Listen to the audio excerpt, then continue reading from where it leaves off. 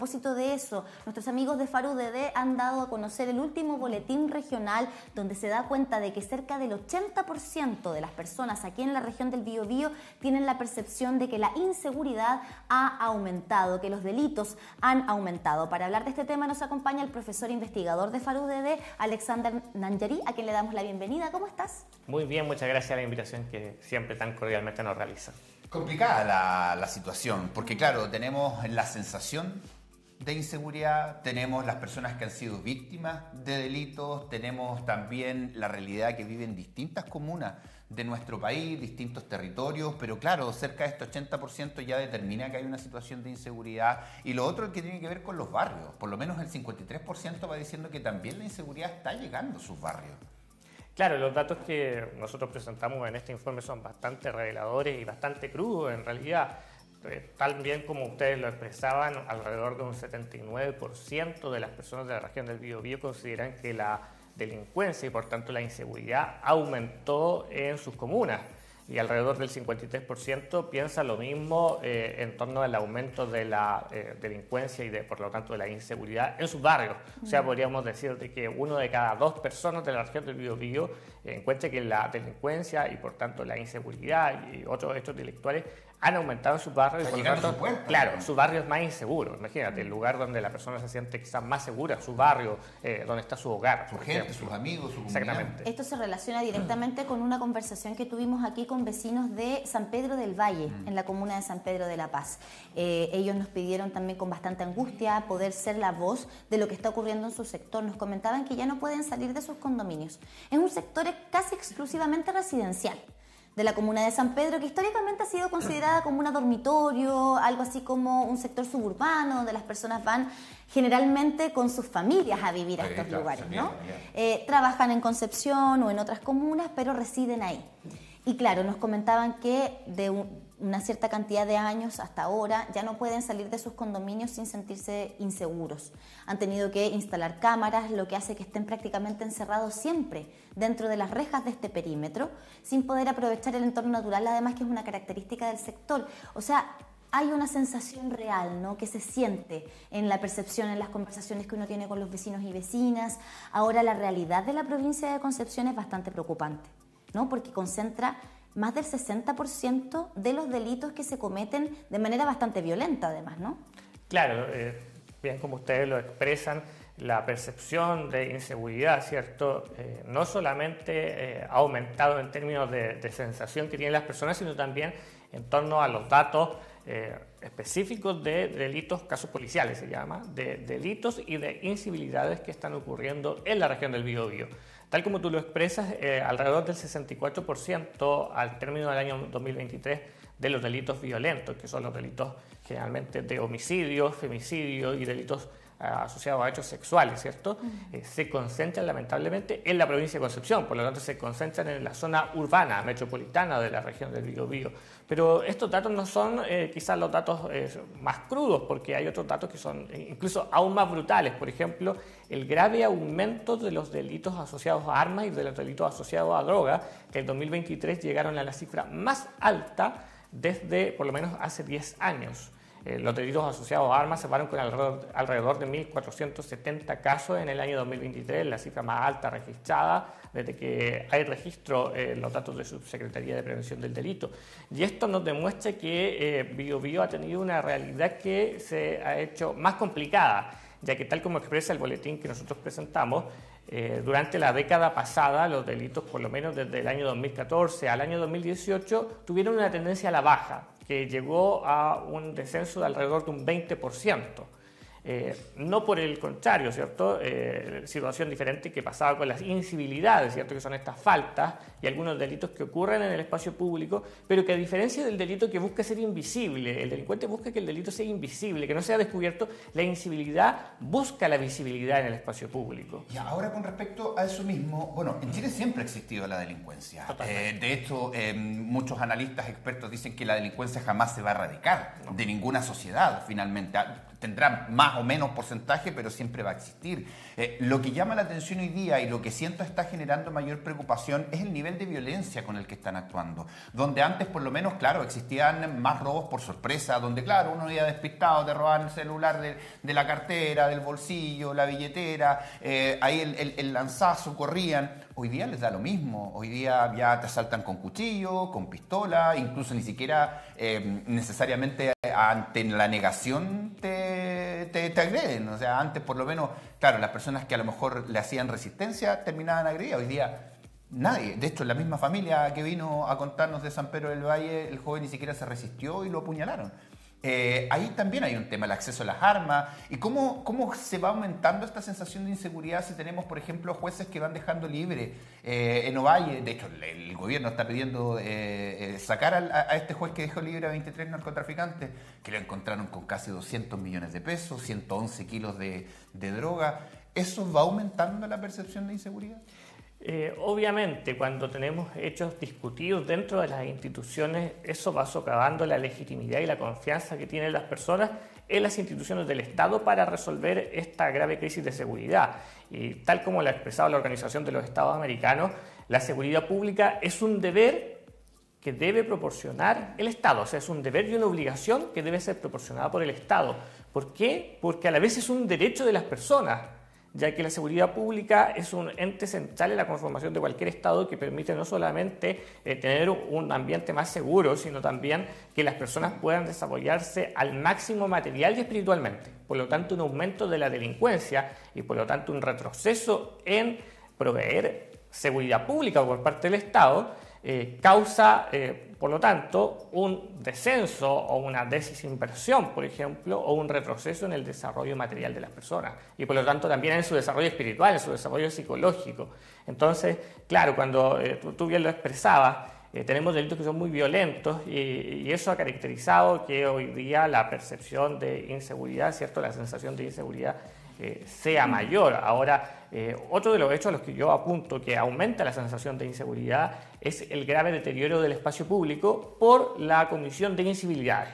Cuando tú generalmente revisas los datos, las incivilidades mantienen una constante. Por ejemplo, en la Comuna de Concepción hoy día tenemos una constante de alrededor de 5.000 incivilidades. ¿Cómo cuáles incivilidades? Las incivilidades son, por ejemplo, el comercio ambulante ilegal, el consumo de alcohol en la vía pública, por ejemplo, los desórdenes o riñas en la vía pública, por ejemplo, disturbio en la vía pública, destrozo o desmanes en la vía pública, graffiti, por ejemplo, eso también es un destrozo. Y eso te eleva a ti la sensación de inseguridad porque lamentablemente desde la crisis social del año 2019 los cascos urbanos de las ciudades quedaron seriamente deteriorados. Y la autoridad pública no ha avanzado de manera muy rápida, digamos, en la recuperación estructural de los espacios públicos, de los cascos urbanos. Entonces, cuando tú tienes el casco urbano, generalmente, donde se concentran los servicios públicos, donde se concentran los polos comerciales, las instituciones del Estado, colegios, ¿cierto? Y tú tienes el espacio público gravemente deteriorado, ¿cierto? Y tomado algunas veces por organizaciones que son delictuales, por ejemplo, o por el comercio ambulante ilegal, que tiene una dinámica muchas veces que es delictual, eso eleva la sensación de inseguridad, ¿cierto? A pesar de que quizás en ese perímetro no están cometiendo crímenes o delitos muy violentos, pero ya a ti te produce una sensación de inseguridad muy grave, porque tú te sientes inseguro, sientes que hay una cultura del delito que se respira a simple vista, ¿cierto? Porque la incivilidad busca ser visible. Por lo tanto, la autoridad política, ¿cierto?, y administrativa lo que debe procurar con gran rapidez es la recuperación del espacio público, ¿cierto?, para que la sensación de inseguridad también descienda. Pero recuperar el espacio público por sí solo, como ustedes bien lo indicaban, no basta por sí solo, ¿cierto? Hay que disuadir, prevenir el delito, pero combatirlo, obviamente, y generar mayor confianza y legitimidad en las instituciones, como bien el caso que presentaban ustedes de un magistrado de la República, ¿cierto?, que realiza una acción que a todas luces, ¿cierto?, para cualquier persona que no es magistrado, ¿cierto?, resultaría inconcebible. Ahora, la grave situación de seguridad también se expresa, por ejemplo, en los graves aumentos explosivos de delitos asociados a drogas, por ejemplo, en provincias como Biobío, en Los Ángeles, y en la provincia de Arauco, que tuvieron un aumento alrededor de un 80 y más de un 100%, digamos, desde el periodo que nosotros analizamos en el boletín regional. Por lo tanto, claro, esta grave crisis de seguridad requiere no solamente prevención, disuasión, sino combate al delito. y la muestra quizás más patente hoy día de los delitos violentos es la grave situación que se vive en la zona del Carbón, en Lota y Coronel, ¿cierto? Que en menos de un año ya nos deja la triste cifra, ¿cierto? De alrededor más de una decena de asesinados, ¿cierto? 19 llevan hasta alrededor, más o menos. Claro, 12 contando en el último Coronel, ahora. en Lota tenemos 7. Es bien compleja la situación, particularmente en la provincia de Concepción. A mí eso me llamó mucho la atención de este boletín. Porque claro, tú hablas de 1.470 delitos violentos que se han cometido con uso de armas de por medio, pero ojo en la distribución de estos delitos. El 56,32% en la provincia de Concepción. Le sigue la provincia del Biobío con el 25,37% y en tercer lugar aparece la provincia de Arauco con un 18,3%. ¿Por qué hacemos este punto? Porque a buenas y a primeras quizás uno podría decir, oye, ¿dónde se están cometiendo los delitos más violentos? En la provincia de Arauco. Esta es la percepción que tenemos por el estado de excepción constitucional, por la presencia de militares en la zona, ¿verdad? Por lo que hemos sabido también respecto de la crónica roja que nos llega desde el lugar. Pero ojo con lo que pasa en la provincia de Concepción, porque aquí es donde estamos comentando los delitos violentos, los cuerpos que aparecen descuartizados lamentablemente en distintos sectores de la intercomuna, delitos como con homicidio, con uso de armas, como lo que está pasando en Lota y Coronel. Y claro, de pronto como que en el uso del lenguaje también nos vamos perdiendo un poquito de dónde están los focos de estos crímenes tan violentos, dónde se instaló el crimen organizado, el narco, por ejemplo. Y eso también, este dato nos permite pedirle a la autoridad una mejor toma de decisiones, ¿no? Una mejor distribución. Bueno, ¿dónde se está invirtiendo en aumentar el dote policial? ¿Dónde se está invirtiendo en instalación de cámaras, por ejemplo, para poder seguir a estos delincuentes? Claro, ahí hay varios factores a analizar. Como tú bien indicabas, la gran mayoría de los delitos asociados a armas se concentran en la provincia de Concepción, que es la que tiene mayor habitantes, ¿cierto? Y es una provincia eminentemente metropolitana, urbana. Claro, en el caso de la provincia de Arauco, ¿por qué genera mayor conmoción a pesar de que tiene menos delitos asociados a armas y una cantidad menor de homicidios que, por ejemplo, tiene la provincia de Concepción? Es por la percepción tan grande, ¿cierto?, que generaron los crímenes, y no solamente los crímenes que ocurrieron el 27 de abril con 3 carabineros vilmente asesinados, sino que otros que tienen una dinámica diferente porque se asocian generalmente a un conflicto con organizaciones radicales, ¿cierto?, que practican el terrorismo. Por lo tanto, es otro tipo de delito, ¿cierto? Es otro tipo de delincuencia. Claro. Pero propiamente tal, la delincuencia que ocurre en la provincia de Concepción y sobre todo en Los Ángeles se relaciona en el uso de armas generalmente con crimen organizado.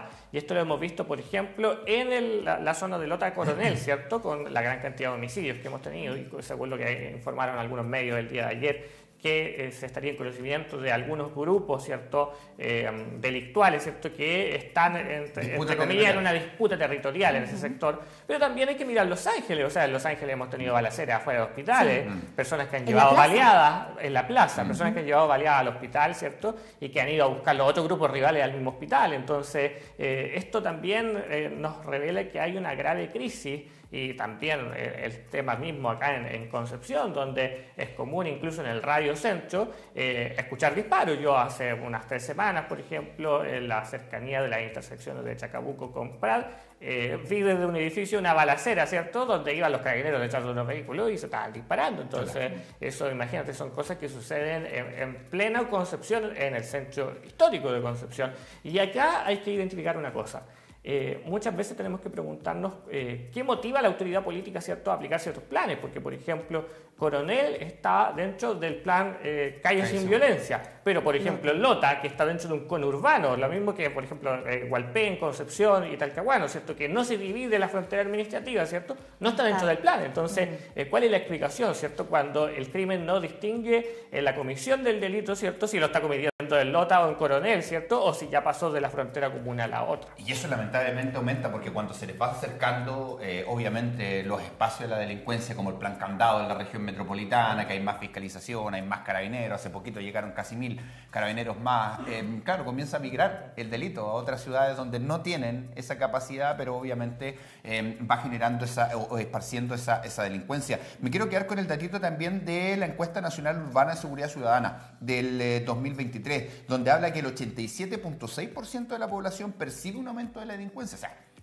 87%. Y lo que quiero que analicemos también es que por lo menos el 21,7% de los hogares chilenos han sido víctimas de delitos. O sea, no va de la mano ser víctima directa de un delito y el aumento de la percepción de inseguridad. Claro, porque la denuncia, el dato que tú mencionas es nacional, alrededor de un cuarto, ¿cierto?, de la población habría sido víctima de un delito, ¿cierto?, en su hogar.